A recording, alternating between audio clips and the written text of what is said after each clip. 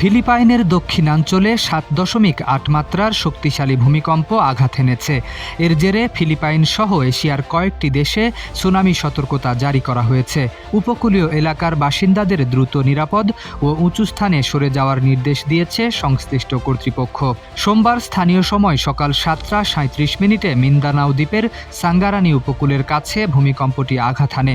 যুক্তরাষ্ট্রের ভূতাত্ত্বিক জরিপ সংস্থা USGS জানিয়েছে, ভূমিকম্পটির উৎপত্তিস্থল ছিল ভূপৃষ্ঠের প্রায় ৩৫ কিলোমিটার গভীরে।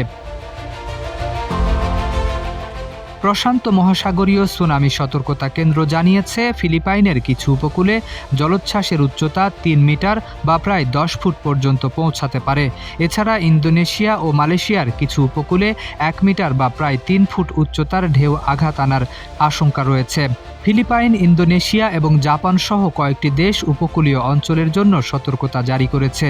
পাশাপাশি তাইওয়ান, গুয়াম, পাপুয়া নিউগিনি ও প্রশান্ত মহাসাগরীয় আরও কয়েকটি অঞ্চলেও ছোট আকারের সুনামি ঢেউয়ের সম্ভাবনার কথা রয়েছে। এদিকে ভূমিকম্পের ফলে দক্ষিণ ফিলিপাইনের বিভিন্ন এলাকায় ভবন ক্ষতিগ্রস্ত হওয়ার খবর পাওয়া গেছে।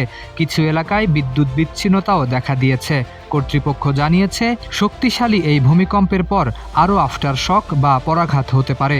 তাই উপকূলীয় অঞ্চলের বাসিন্দাদের পরবর্তী নির্দেশনা না দেওয়া পর্যন্ত সতর্ক থাকার পরামর্শ দেওয়া হয়েছে।